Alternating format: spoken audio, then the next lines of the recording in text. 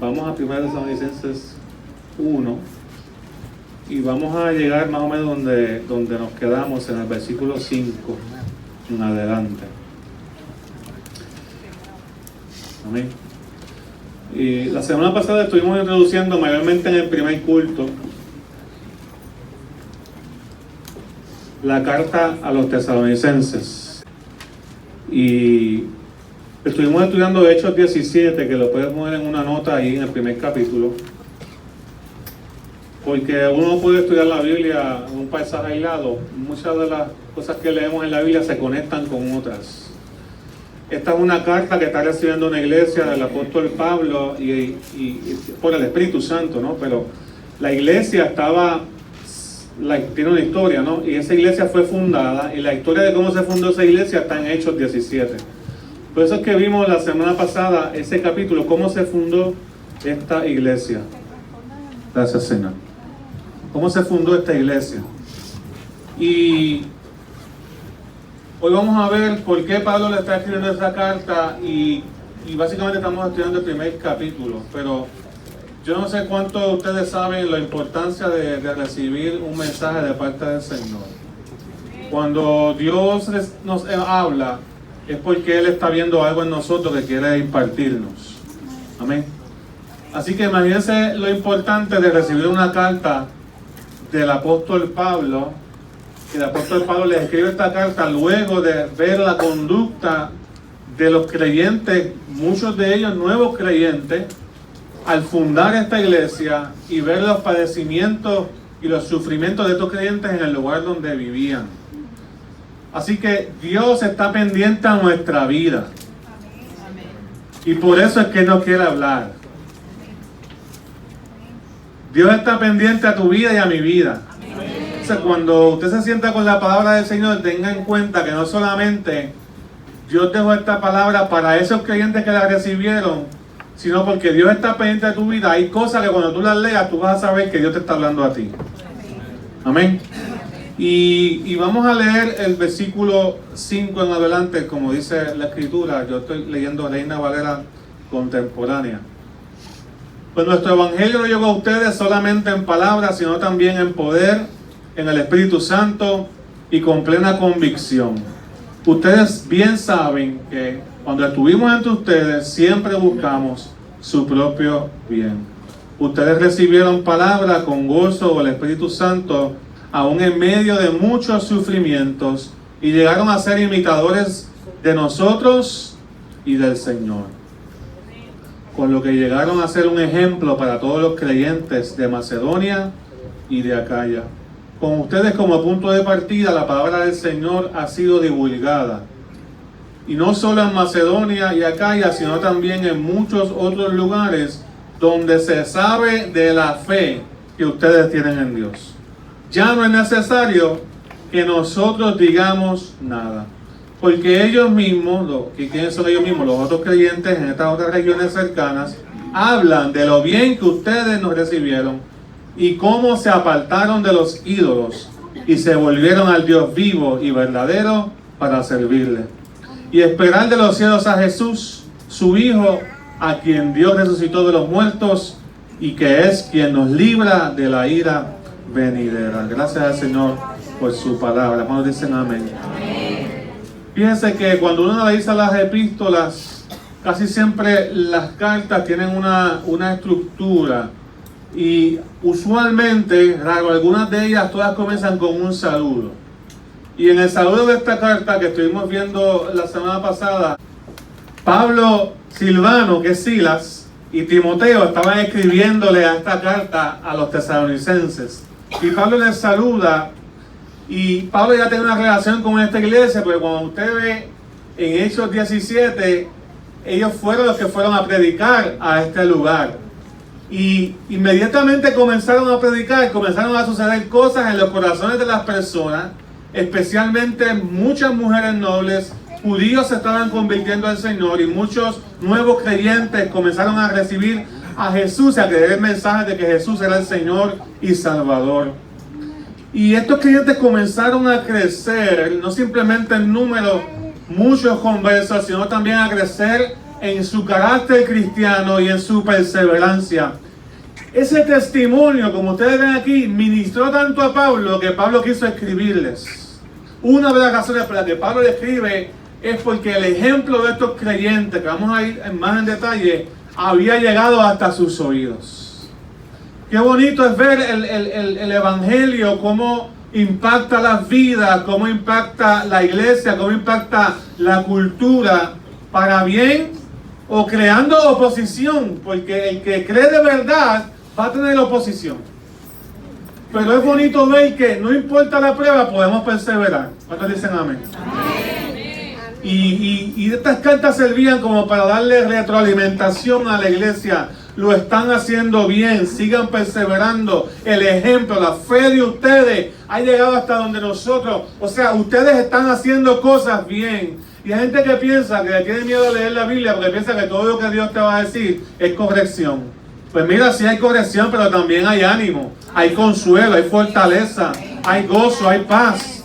Pero como nos asustamos tanto con algunos predicadores, es que nosotros tenemos que entender que no solamente Dios nos quiere corregir, sino quiere sostener, nos quiere apoyar y nos quiere dar todo lo que necesitamos en cada momento.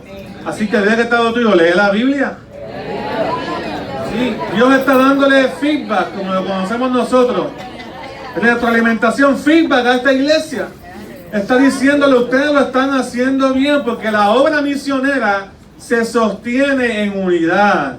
Como líderes ellos estaban viendo la obra de la iglesia y como líderes tenemos una responsabilidad de animar a los hermanos que están haciendo las cosas bien a que perseveren.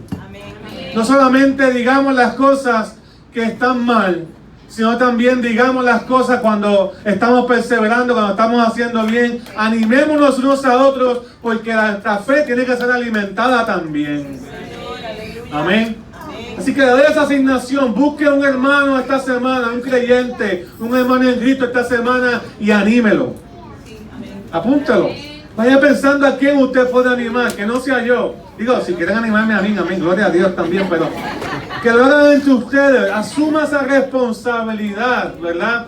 De animar a otros en el Señor. Escriba una notita. No es que eso se va a volver la Biblia, ¿verdad? Pero usamos el ejemplo. Pablo está animando a la iglesia y sorprendido por la fe que han tenido en medio de las circunstancias difíciles que han enfrentado. Hay gente que yo sé que han pasado cosas para que no estuviesen aquí, pero están aquí. Y hay que darle gloria a Dios por eso, en medio de tribulaciones, dificultades, crisis, enfermedades, angustias, ganas a veces de abandonar la fe o dejarlo todo, a veces hasta de quitarse la vida. Pero hoy la historia ha sido diferente porque el Evangelio llegó a su corazón, llegó a su vida. Amén. Cuán importante es que otros me vean y sepan cómo estoy. Cuán importante es que yo haga lo mismo con otros. Que no solamente decir, se preocupan por mí, sino también yo me voy a preocupar por otros, por animar a otros en la fe.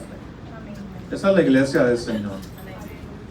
Así que vimos cómo esta iglesia fue fundada en el segundo viaje misionero de Pablo.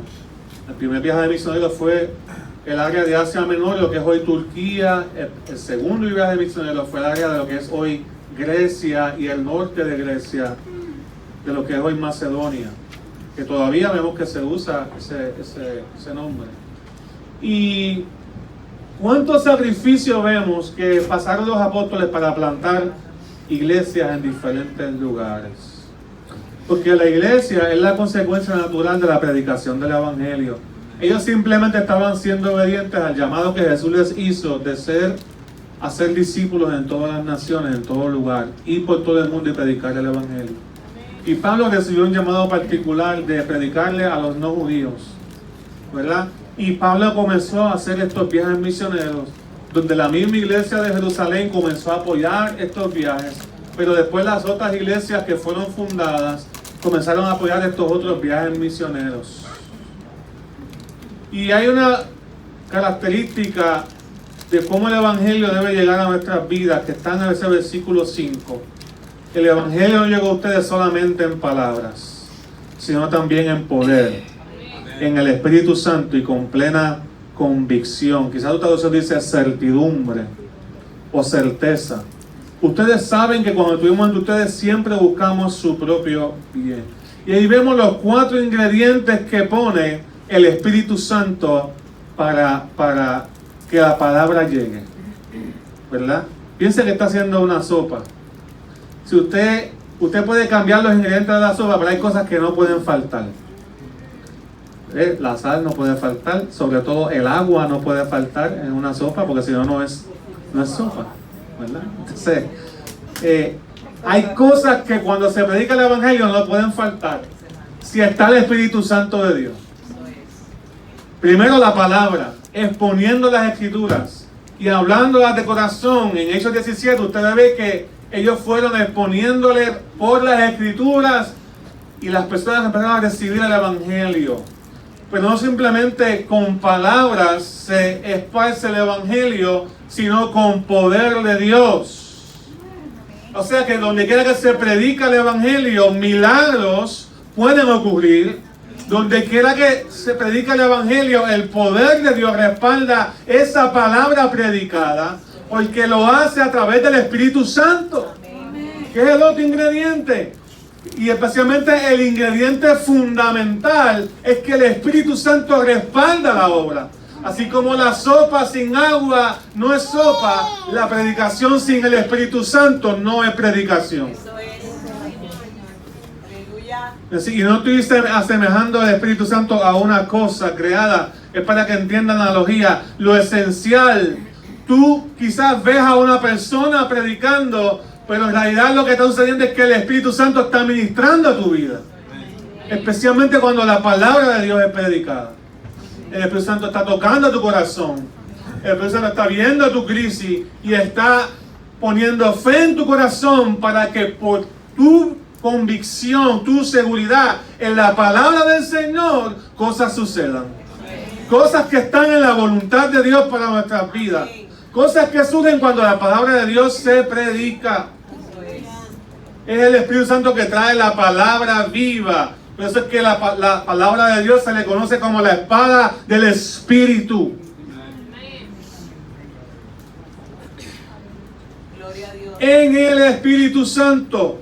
Porque no es hablar, es también ver cómo Dios mueve, cómo Dios hace, cómo Dios obra, cómo Dios crea donde no hay, cómo Dios sana, cómo Dios liberta, cómo Dios rompe adicciones. El Evangelio no puede ser un encuentro intelectual, tiene que ser un encuentro con el poder de Dios. Así que la meta no es que tú digas yo sé, la meta es que tú digas yo vivo. Amén. No es lo mismo decir yo creo en Cristo, yo sé de Cristo, a decir yo sé que vivo en Cristo. El poder de Dios está en mi vida, Él me sostiene, Él me levanta. Así que el Evangelio llegó con palabra de Dios, poder de Dios, por el Espíritu Santo, y no con dudas, sino con seguridad, con convicción, con plena certidumbre de lo que estaba ocurriendo. Especialmente en el predicador, el que da el mensaje, el que lo lleva, no es porque es perfecto, pero sí tiene seguridad de que cuando se habla, Dios está haciendo la obra en las vidas de los que escuchan. Entonces, ¿cómo recibieron el Evangelio? Dice el versículo 6, ustedes recibieron la palabra con gozo del Espíritu Santo. Aún en medio de muchos sufrimientos. ¿Lo tienen ahí? Versículo 6. Y llegaron a ser imitadores de nosotros y del Señor. Entonces, ¿qué pasa luego de escuchar? Una cosa es escuchar y otra cosa es recibir la palabra. Mucha gente viene a escuchar, pero pocos vienen a recibir la palabra en su corazón. Tú tienes que decidir hoy, basado en el ejemplo de esta buena iglesia que está siendo saludable, que tenemos otros issues que Pablo va a agregar más adelante, especialmente con el trabajo, con la expectativa de la venida de Cristo, qué pasaba después de la muerte. Tenían otras dudas teológicas comparado con lo que se enseñaba en la cultura, y Pablo está enseñándole en cuanto a eso más adelante. Pero es bueno que tú entiendas que nosotros no podemos crecer si no recibimos la palabra. Tenemos que recibirla en el corazón. Recibirla con gozo, porque si la palabra no llega y no penetra hasta nuestro corazón, se queda solamente la experiencia de tu encuentro con la palabra de Dios, una experiencia superficial, una experiencia de frosty nada más, como yo digo a veces, una experiencia donde te sientes bien, pero tu corazón no es transformado. Ustedes recibieron la palabra con gozo del Espíritu Santo. El que escucha está presente el cuerpo, pero el que la recibe está presente con su fe. El que la escucha solamente no desea crecer, pero el que la recibe desea que la palabra lo haga crecer. Desea que la palabra la sostenga, desea que la palabra lo cambie. Ustedes recibieron la palabra con gozo del Espíritu Santo. Yo quiero recibir la palabra así, con gozo del Espíritu Santo. Porque si le pongo mi gozo, no va a durar. O sea, el gozo que yo necesito para servirle al Señor, lo produce la palabra de Dios. Y el gozo que yo necesito me lo da el Espíritu Santo. Fíjense que los no creyentes, cuando estudiamos Hechos 17, no recibieron la palabra con gozo. Y empezaron a insultar, que para mí fue un elogio, a los creyentes como los trastornadores, estos que trastornan el mundo, estos que crean revueltas, estos que crean conflictos. Ellos no podían entender, ellos no la podían recibir con gozo porque no habían creído en su corazón. Pero el creyente la recibe con gozo.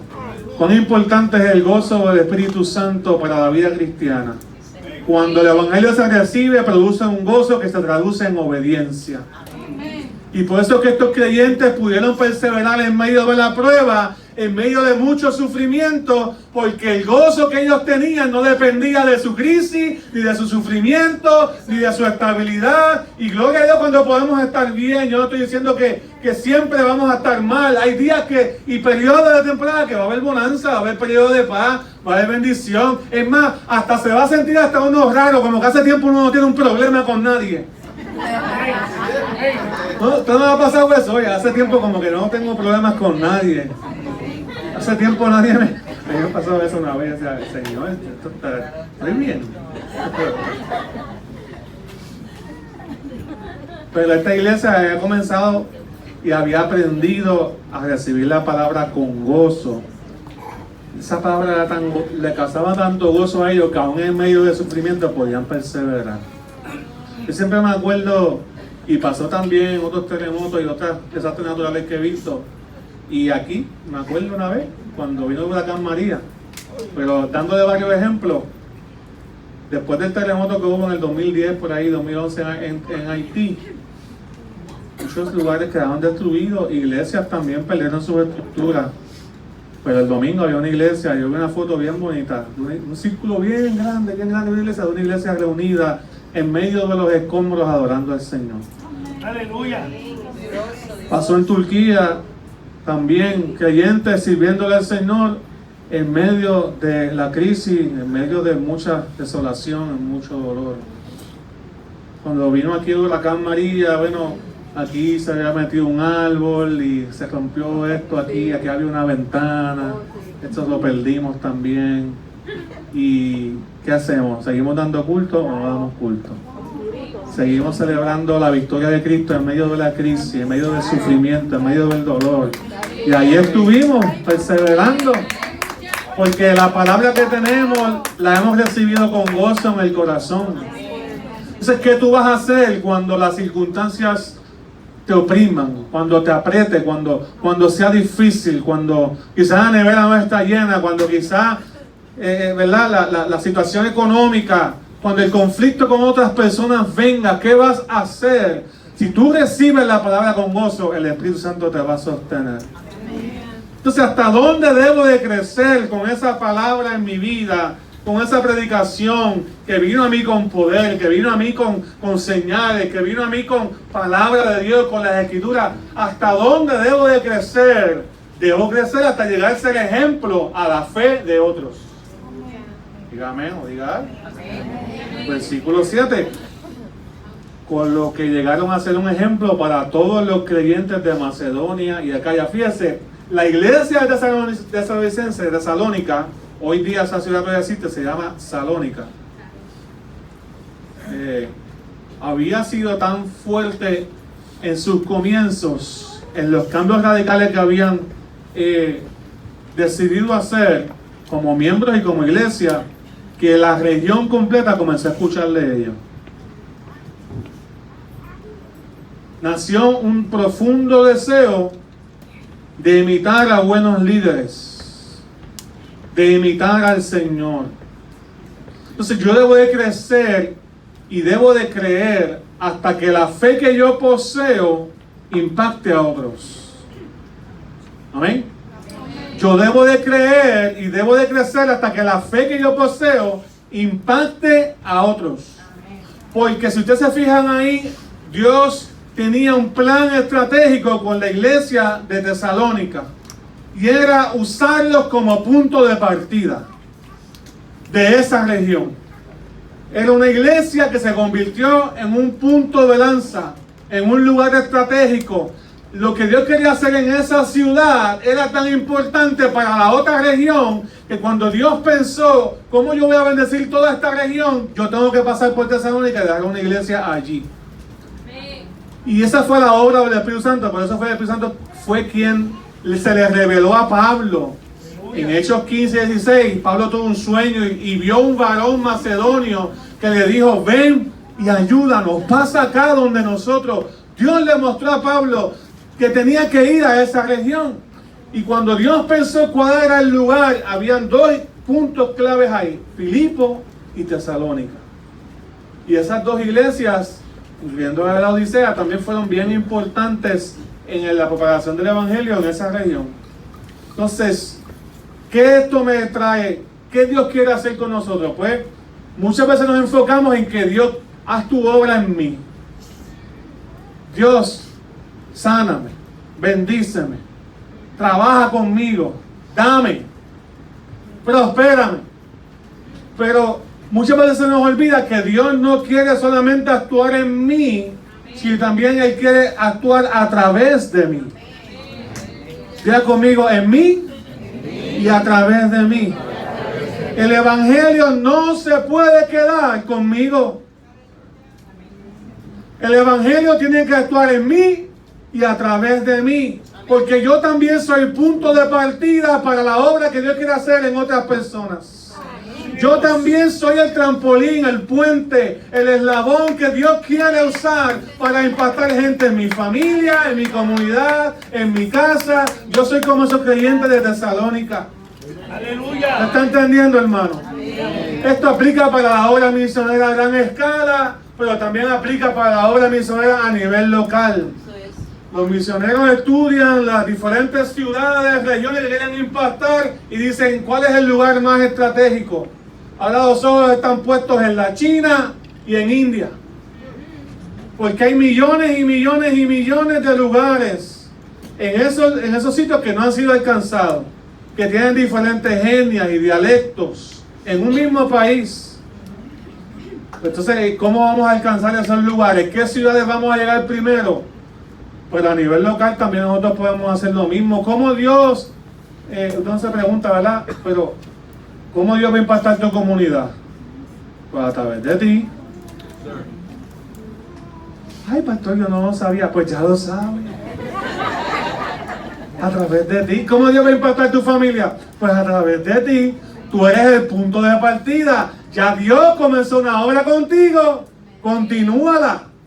No te quedes pensando, Señor, sigue haciendo tu obra en mí. No, bendice a otro, bendice a otro, predica el Evangelio a otro. Tú eres la plataforma que Dios está preparando. El testimonio que Dios está haciendo en tu vida es para que la gente vea el poder de Dios, la manifestación de Dios.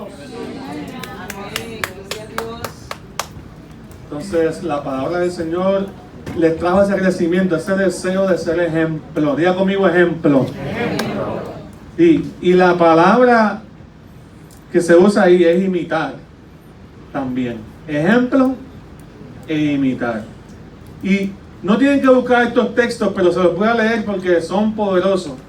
Porque continuamente Pablo le dice a la iglesia que imiten.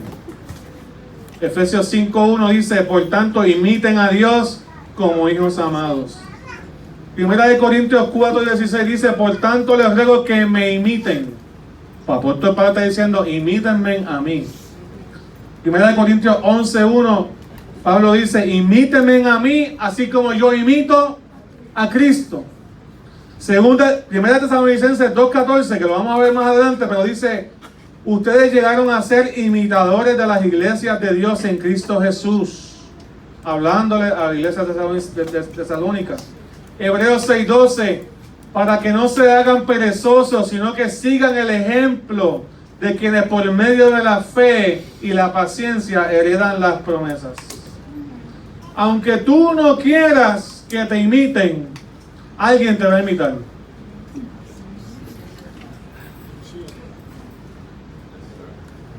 Pablo está diciendo que cuando te imiten a ti, imiten a Cristo. Qué importante es tener buenos modelos. Qué importante es ser un buen modelo. Porque no es que no simplemente tenemos buenos modelos, sino que también tenemos que ser buenos modelos. Y aunque no quieras que te imiten, alguien te imitará para bien, o alguien te va a usar como excusa para no servir al Señor. ¿Entiendes lo que estoy diciendo, verdad? Alguien te puede imitar para bien, pero alguien te puede usar como excusa. Si tú no lo estás haciendo bien como creyente, alguien te puede usar como excusa. Pero mira, este se lleva 20 años en la iglesia y no cambia.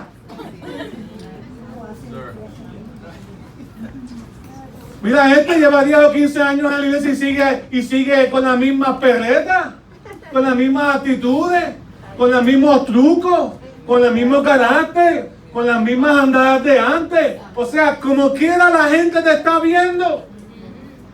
Yo sé que es gran responsabilidad. Yo sé que cuando escuchamos esto y entendemos lo que es ser un buen ejemplo significa, yo sé que es una gran responsabilidad. Pero quiero decirte que no te vas a poder librar de ella. Aunque tú no quieras servir al Señor, aunque tú no quieras ser responsable con tu vida cristiana y tú pienses que estás teniendo una carga más liviana, dejando de ser ejemplo para otro y no asumiendo responsabilidades, quiero decirte que como quiera estás impactando vida, para bien o para mal. No seas la excusa para que alguien abandone la fe. Ahora, esto es bien importante que lo entendamos. Tampoco vamos a ponernos un amarre religioso de que tenemos que ser perfectos y exigir perfección, porque el que quiere una excusa para abandonar la fe la puede encontrar bien rápido conmigo. ¿Ves? Ya se está riendo de mí, María. Conmigo, porque en algún momento dado le voy a fallar, o con el que viene a la iglesia, o el que le cogió el parking que usted siempre usa, o la silla que usted siempre usa. Lo que es cosa, ¿verdad? Como que nos sentamos siempre en el mismo sitio, más o menos. Debo creer hasta que yo pueda colaborar con otros creyentes en una iglesia local que amen el Evangelio. No somos ejemplos aislados, hay un contexto, somos una comunidad, somos ejemplos con otros creyentes que también son ejemplos. Nos corregimos, aprendemos, somos perfeccionados. Por eso es bien peligroso estar aislado. La espiritualidad no se vive aislada, se vive en comunidad. Somos un cuerpo, somos una iglesia, recibimos un mensaje juntos y juntos respondemos a Cristo. Y todos tenemos diferentes situaciones y luchas, pero vamos a perseverar en el nombre de Jesús. Dios está viendo que nos puede usar como punto de partida para la obra que quiere hacer en nosotros y en otras personas. ¿Cuántos dicen amén? Amén. Sí, Señor. Gloria a Dios. Versículo 8 es bien importante. Como punto de partida, la palabra del Señor ha sido divulgada, predicada, no solo en Macedonia y Acaya, sino también en muchos otros lugares donde se sabe de la fe que ustedes tienen. Es más, Pablo dijo, ya yo no tengo ni que predicar allí. Es necesario, ya yo no tengo ni que decir nada. Porque el ejemplo que ustedes han dado, porque hay veces que las palabras están de más cuando el ejemplo está bien. Eso es. ¿Me sigue? Sí. Por eso que si tú no estás dando un buen ejemplo, mejor cambia tu vida, trabaja con tu situación, gloria a Dios por eso. Perfecto no vas a ser, o sea, tampoco vas a esperar a ser perfecto para servir al Señor. Tampoco puedes esperar a que las cosas en tu casa, en tu matrimonio, en tu vida se pongan bien. O con tus hijos. No, empieza con lo que tienes. Dale al Señor lo que te está pidiendo hoy. Porque tampoco vamos a irnos a otro extremo. Pero la iglesia de Tesalonicense tuvo un buen ejemplo en Pablo, en Timoteo. Y Pablo era lo que decía. Entonces yo quiero ilustrarlo de una manera quizás saludable. Por lo menos 3 o 4 personas que me vengan a ayudar acá un momento. Dialográticamente, lo puedes coger o voluntariamente. Ahí va, Robert, ajá. Muy bien. 1, 2, 3, uno más. Ok, muy bien. Vamos a ver si me sale como la pensé. No eran hombres. Me ocupé. Complemento. Es más, te voy a poner a ti primero. Vamos a hacer un chuchutén. Vamos a hacer un chuchutén. Vénganse acá. Ustedes, pónganse detrás de ella. ¿Cómo se juega el chuchutén? Ajá, poner las manos en los hombros. Entonces tenemos aquí, Pablo decía, imítenme a mí, así como yo imito a quién. A Cristo. Así que tenemos a Cristo, el ejemplo, tenemos a Pablo. Y la iglesia tesalónica, ¿a quién imitaba? A Pablo, ¿ok? Y los creyentes de Macedonia acá, ¿y a quién imitaban? A la iglesia tesalónica. Así que tenemos una reacción en cadena. Si la cabeza no está bien, el chuchutén se va a perder.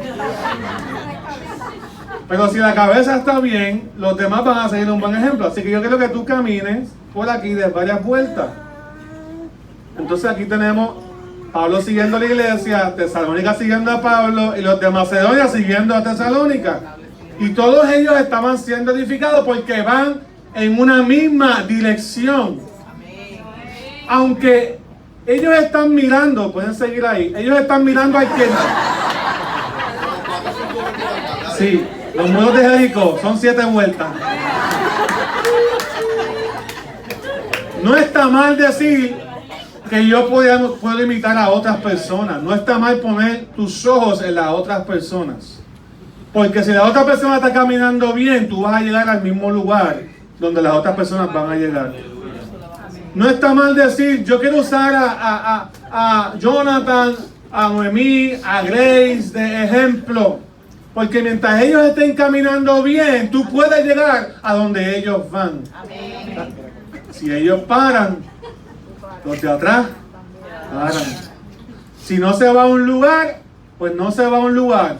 Pero si Cristo empieza a caminar, todos tenemos que comenzar a caminar con Él. Si Cristo comienza a caminar, todos tenemos que caminar con Él. ¿Me sigue? Ahora, ¿qué pasa si Pablo, por ejemplo, da un mal ejemplo?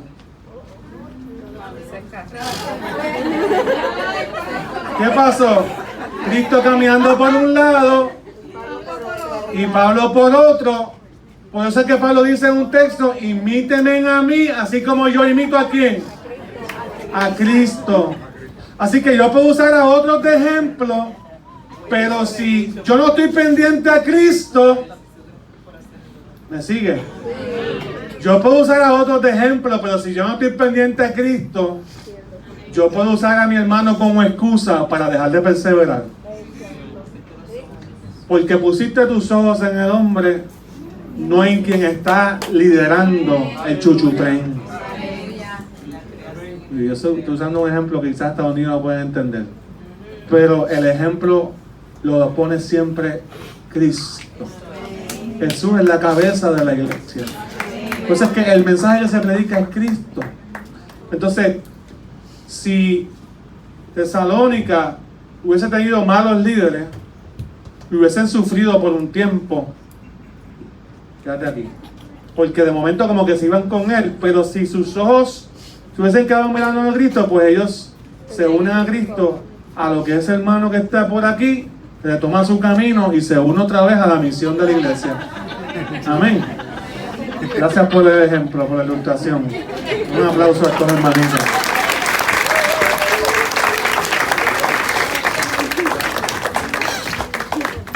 ¿Ve? Pero así como usted ve que se siguen añadiendo eslabones y eslabones y eslabones, así es el ejemplo de la iglesia. Los líderes de la iglesia tienen una gran responsabilidad de predicar a Cristo.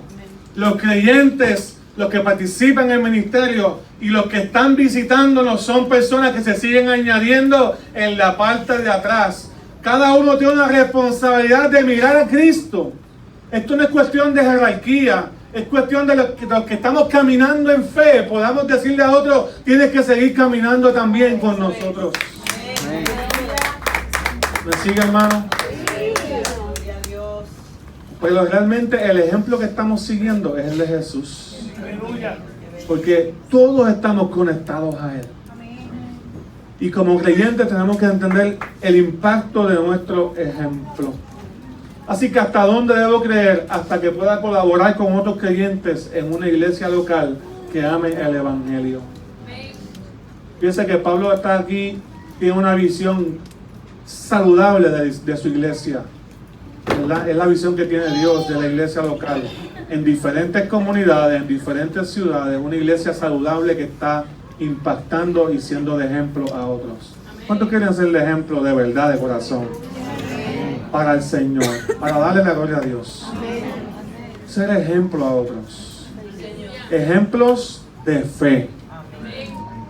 Porque lo que se conoció era la fe que ellos habían recibido en su corazón.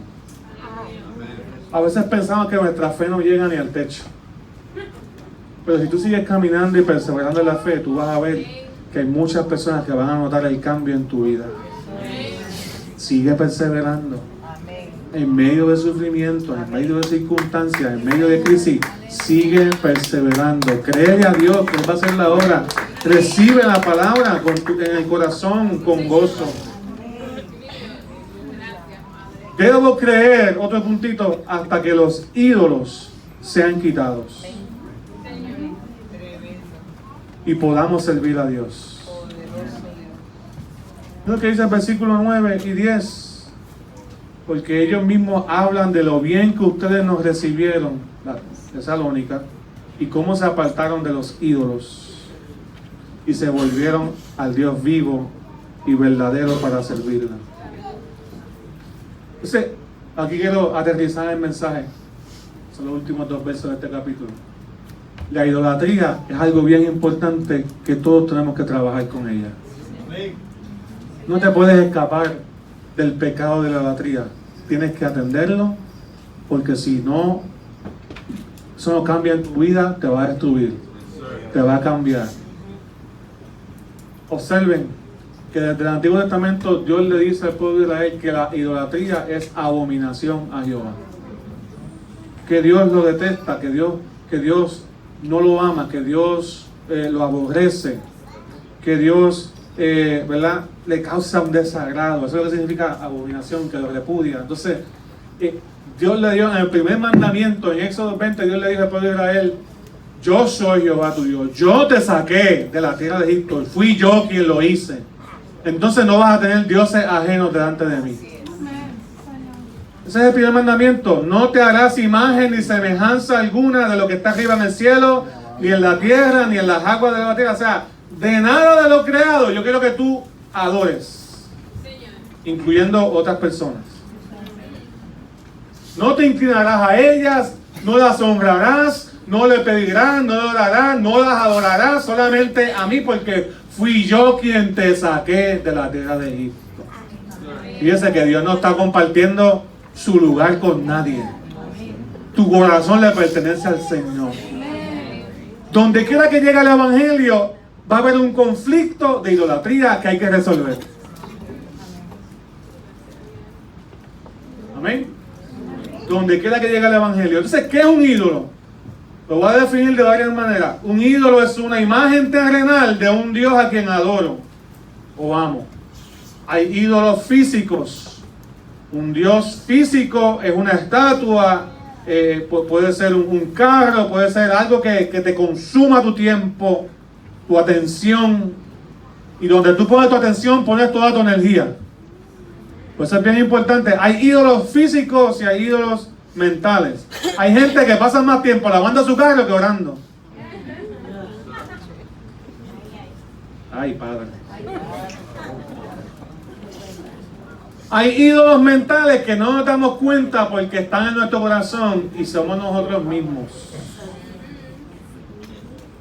Un ídolo es cualquier persona o cosa o lugar o idea que se vuelve tu fuente, que se vuelve tu centro,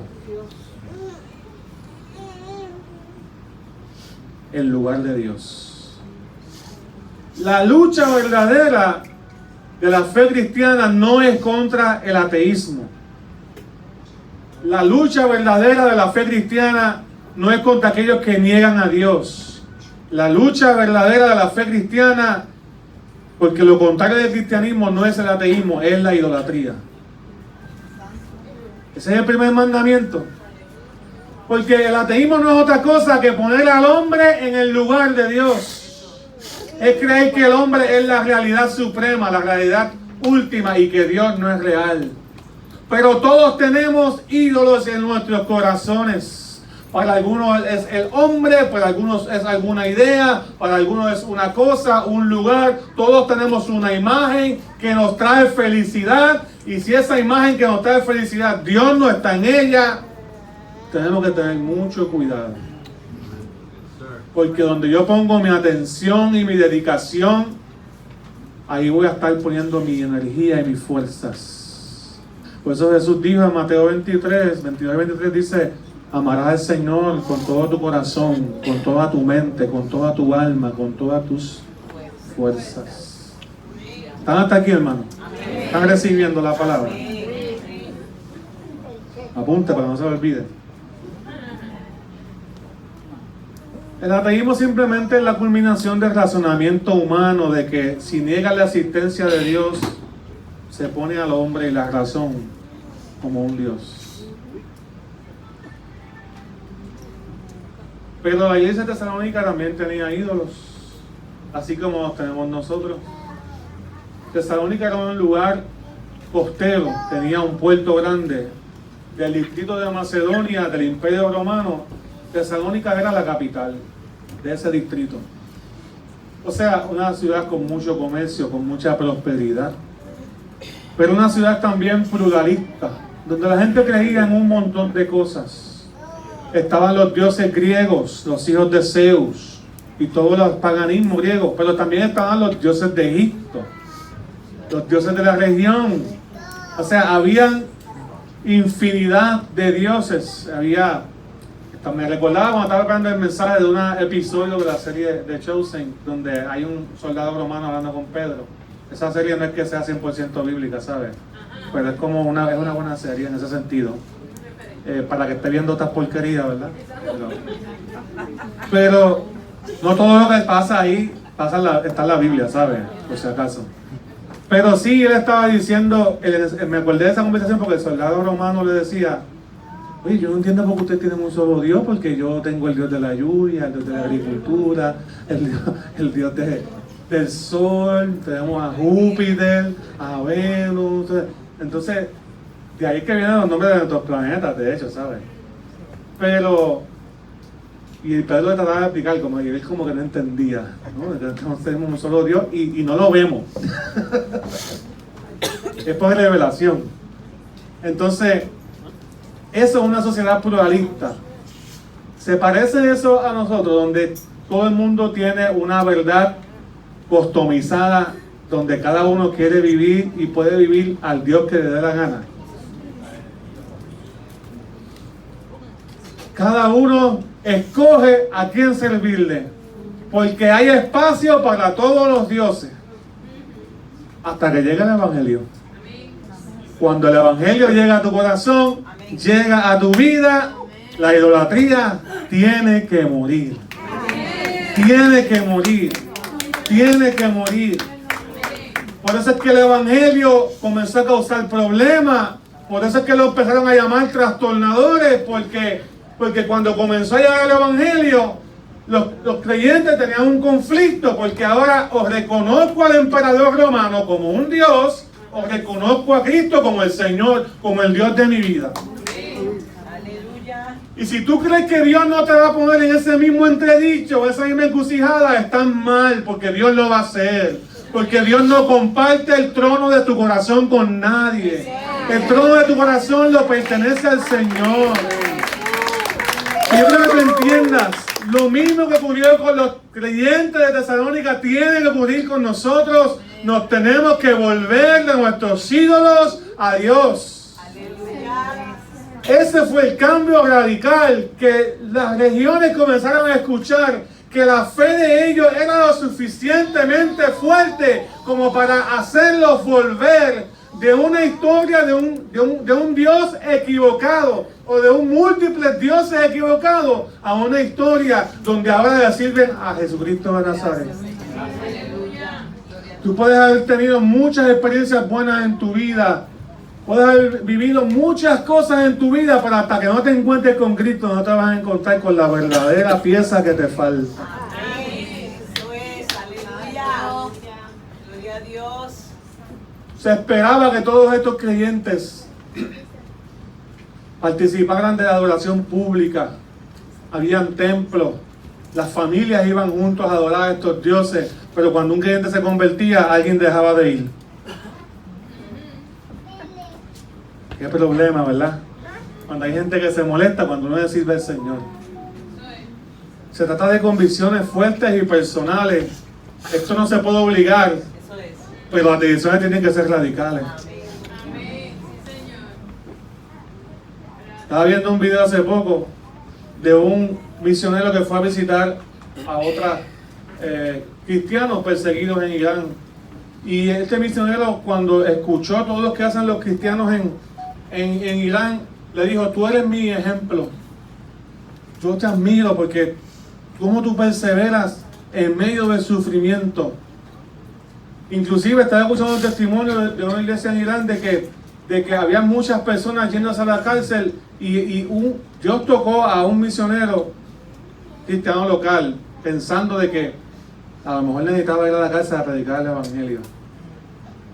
Y allá fue y Dios lo tocó, lo cogieron predicando, lo pusieron en la cárcel y se dio cuenta de la necesidad que había. Llamó a su esposa y dijo: yo creo que me voy a tener que quedar aquí un par de meses más. ¿No hay problema contigo? No quiero que me saquen de aquí porque hay muchos creyentes que necesitan ser alimentados. Y allá estuvo como un año preso y se levantó una iglesia en la cárcel de Irán. Donde quiera que Dios te pone, el evangelio tiene que causar un cambio en tu vida. Pero en esta conversación donde él estaba diciendo a este misionero: tú eres mi ejemplo, ustedes son mis héroes, ustedes perseveran en medio de la persecución, él le dice hacia atrás: no, ustedes no son mi ejemplo, ustedes son mi ejemplo. Nosotros estamos en una iglesia donde hay comodidad, donde hay, tú sabes, no hay persecución, le servimos en países donde hay libre culto, libertad de culto. Y él decía, no, ustedes son mi ejemplo, porque aquí yo no estoy expuesto a la pornografía, porque el gobierno autocrático no lo permite, hay muchos controles, sí, hay persecución, sí, a veces tengo que dar mi vida, pero ustedes todos los días tienen la libertad de ver videos que los tientan todo el tiempo con mucha sensualidad, de ver muchos errores, mucha violencia, y a veces no tienen la manera de erradicar esas cosas con las que ustedes están luchando. Ustedes son mis héroes. Entonces estaban los dos diciendo: no, tú eres mujer, no, tú eres mi héroe. Porque lo que estoy diciendo con esto es que no importa en el contexto donde Dios te ponga, tenemos que volvernos de los ídolos de la cultura a Cristo, a Jesús. ¿Te está siguiendo, hermano? Cuando las personas en Tesalónica se hicieron cristianas y dejaron de adorar a los dioses que habían seguido toda su vida, los vecinos, los que antes eran sus amigos, se sorprendieron y se enojaron. Estos que trastornan el mundo, estos que ponen las cosas patas arriba.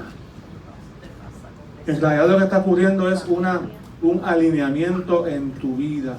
Y quiero darte algunos principios de los ídolos para que entiendas por qué es importante que los abandones. Primero, los ídolos están arraigados en el corazón. Hay ídolos físicos, pero también hay ídolos mentales. Dios desea que sus criaturas estén con Él. Cuando tú adoras algo, cuando tú te dedicas con mucho esmero a algo, tú estás desarrollando una relación íntima con esa cosa o con esa persona. Por eso es que a veces uno puede entender que hay gente que ama más sus tenis que la Biblia. ¿Sí? Hay una canción pegada ahora mismo en Estados Unidos de un jovencito, una canción country rock, así, pop country. Me gusta mucho esa, y la canción dice así: tenemos polvo en nuestras Biblias y celulares nuevos, y después nos preguntamos por qué nos sentimos de la manera en que estamos. ¿Ves? Porque bien pegajosa, se la puedo dar después, porque la canción. Pero todas aquellas cosas que captan tu atención, que necesitas tu dedicación, que necesitas ponerle mucho esfuerzo, estás desarrollando una relación íntima con esa cosa, o con esa persona, ¿ves? O con esa lucha, o con esa causa. Cuando Dios pensó que era lo mejor para sus criaturas, Él dijo: voy a hacer a Adán y a Eva a mi imagen y semejanza. O sea, la única imagen que Dios quiere en la tierra es la de Él. ¿Entiendes eso? La única imagen que Dios quiere en tu vida es la de Él. Pero ¿qué hace el pecado? Decía un predicador famoso que el corazón humano es una fábrica de ídolos. Continuamente estamos buscando maneras de sustituir a Dios. ¿Qué me va a hacer feliz? Si me retiro, soy feliz. Si me caso, soy feliz. Si me divorcio, soy feliz. Si persevero, soy feliz. No sé, o sea, siempre estamos preguntándonos si tengo cierta ropa, ciertas cosas, cierto estilo, cierta experiencia, ciertas vacaciones, cierto esto, pero ninguna felicidad es permanente, solamente la que da Cristo. Por eso es que el gozo de los tesalonicenses estaba en que ellos habían encontrado a Jesucristo de Nazaret, y en medio de sus pruebas y sus luchas entendieron que no iban a abandonar su fe, sino seguir perseverando en medio de las circunstancias, porque ya habían abandonado a sus ídolos y no iban a volver atrás. Esos ídolos que están arraigados en el corazón. ¿Cómo yo sé que también son ídolos que están en el corazón y no solamente estatuas ¿verdad? Todavía yo sé que se le ora a María, a los santos y esto y lo otro. Eso tiene que morir en el nombre de Jesús. Pero también hay otros ídolos. Mira lo que dice Colosenses 3:5. Por tanto, hagan morir en ustedes todo lo que sea terrenal. Todo lo que sea, ¿qué? Inmoralidad sexual, impureza, pasiones desordenadas, malos deseos y avaricia, porque eso es. O sea, hay ídolos que no se disfrazan de una imagen, hay ídolos que están en el corazón, porque realmente lo que refleja es que quien está primero somos nosotros mismos. Yo quiero satisfacerme a mí. Yo soy primero. Si yo me pongo a mí primero, yo voy a ser feliz. Si yo me amo a mí mismo, más que a todos, yo voy a ser feliz.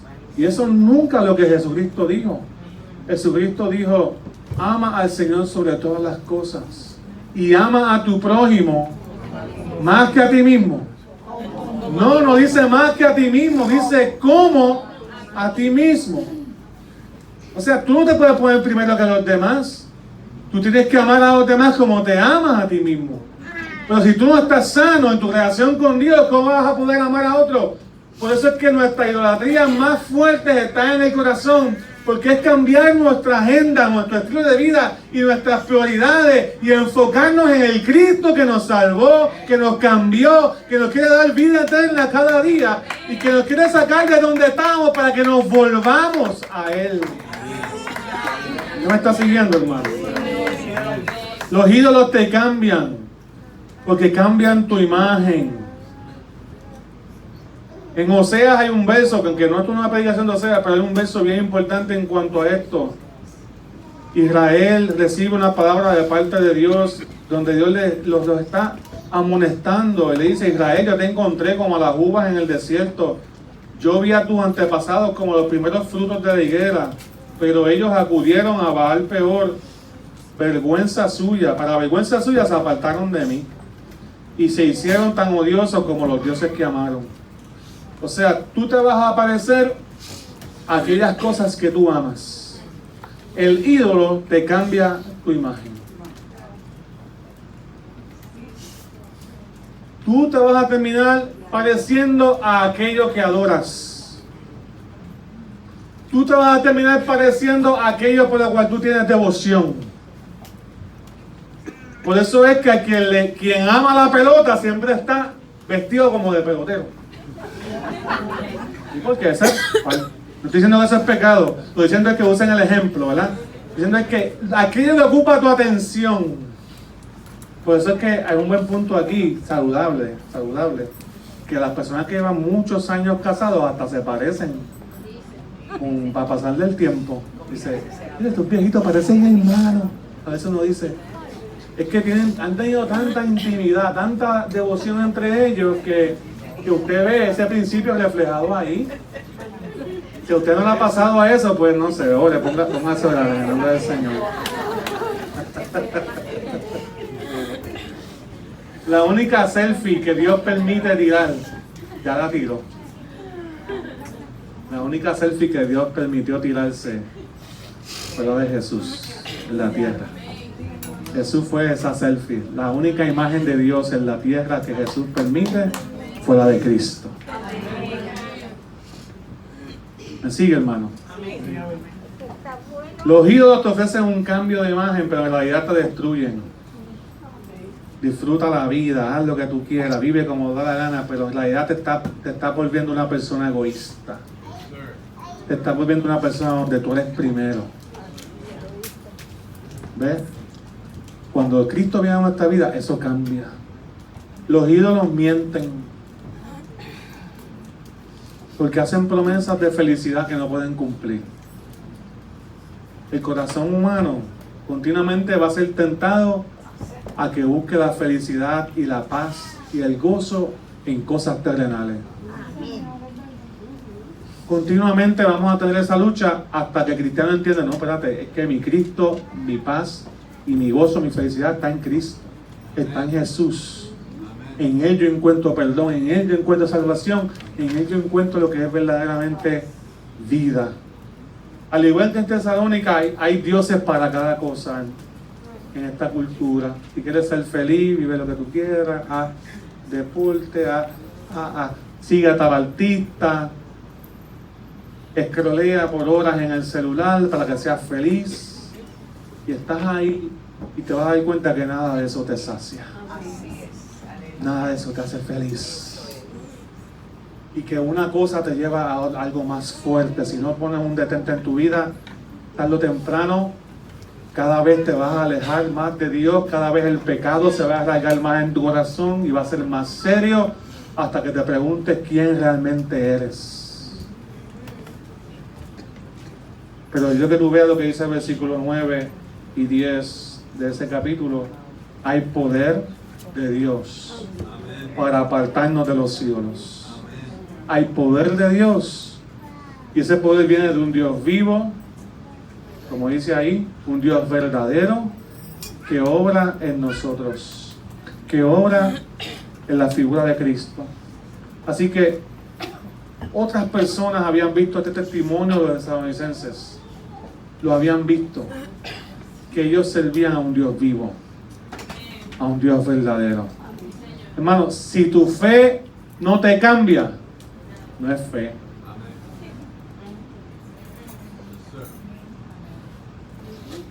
Quizás estás cerca, pero aún no es fe. Si tu fe no transforma tu vida, todavía no es fe. Órale al Señor. Pero si ya comenzaste a cambiar, dale gracias al Señor. Señor, gracias por lo que estás haciendo. Quiero seguir cambiando, quiero seguir siendo transformado, quiero seguir siendo impactado por tu palabra. ¿Alguien está entendiendo lo que está recibiendo? O sea, tenemos que volvernos de los dioses de la cultura al Dios de la palabra. Del Dios de la cultura a Cristo Jesús. ¿Por qué Pablo menciona que Jesús está vivo? Que Jesús está resucitado y que la iglesia espera de los cielos a Jesús, su Hijo, el cual resucitó de los muertos, en que nos libra de la ira venidera, porque ese Dios vivo y verdadero es Cristo. Amén. Eso es lo importante que debemos entender. Si Cristo está vivo, tu situación puede cambiar. Si Jesús está vivo, tu eternidad puede cambiar. Tu destino puede cambiar. Todo lo que fue para maldición en tu vida, Dios lo puede tornar en bendición. Si Cristo está vivo, Él está aquí. Si Cristo está vivo, Él puede tocar tu mente y tu corazón, joven, adulto que me escucha. Si Cristo está vivo, hay esperanza. Y quiero decirte más, si Cristo está vivo, te vas a encontrar con Él un día.